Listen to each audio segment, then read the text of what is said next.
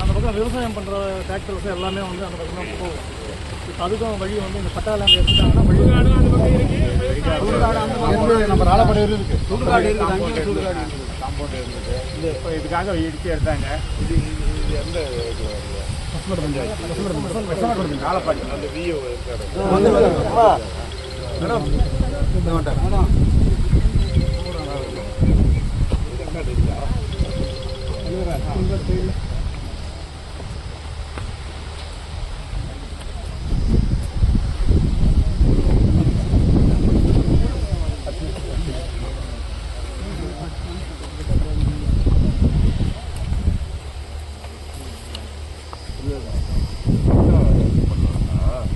இந்த ரோடு எவ்வளோ அகலம் இருக்கு? இந்த ரோடு போட மிச்சம் சைடில் என்ன இடம் இருக்கு? இப்போ இந்த நம்ம கட்டுறோம் இல்லைங்களா,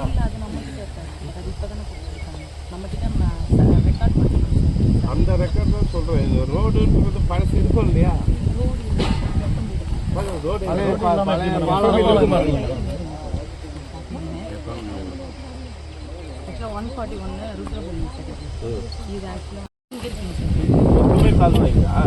ஆமாம் சார், இல்லைங்க சார். 140 வந்து கால்வாய்ங்க சார். 142 ஏ வந்து 2 வந்து கோயில் லேண்டு, அஞ்சாத்தம்மன் கோயில் பேர் பட்டா. அதுக்கு மேலேயும் ஒரு பட்டால காவா வருங்க சார். இதுக்கு மேலே காவா வரும். இது 141 வந்து ருத்ரபூமி. ஆமாம், அதுதான் ரோடு போகுது. ஆமாங்க சார். காவா எங்கேயுமே ப்ரைவேட் லேண்ட் இல்லை. நீங்கள் எப்படி ப்ரைவேட் லேண்ட் இருக்குன்னு சொல்லுங்கள்.